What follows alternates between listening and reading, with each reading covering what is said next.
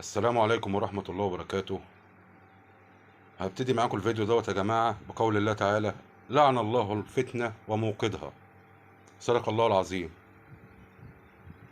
دلوقتي في مجلة أو جورنان أو صحفي أو صحفية، مش عارف، أنا ما بركزش في المواضيع دي وما بتشغلنيش لأن احنا أكبر من كده بكتير.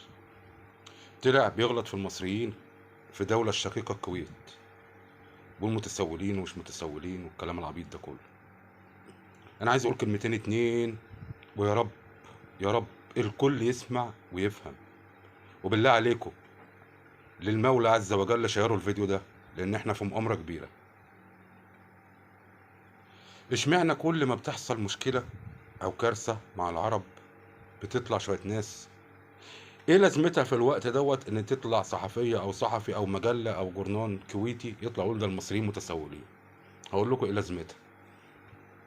لازمتها ان يطلع كام واحد من مصر ويشتم في دولة الكويت: ده احنا اسيادكم، ده احنا اللي عملنا، ده احنا اللي وقفنا جنبكم في الحرب، ويردوا بتوع الكويت: ده احنا اللي بنأكلكم، ده احنا اللي بنشغلكم، وتدور العركة.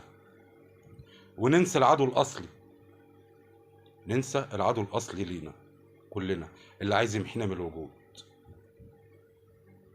بالله عليكم أفيقوا يا بني آدمين. أنا بقول لإخواتي في الكويت قبل إخواتي في مصر،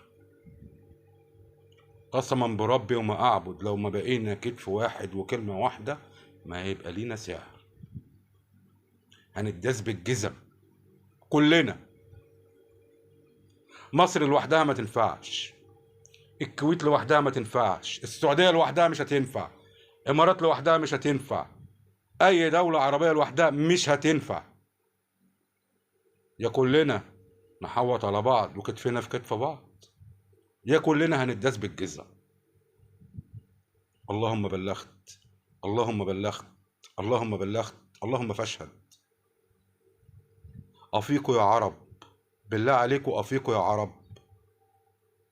لا حول ولا قوة إلا بالله العلي العظيم.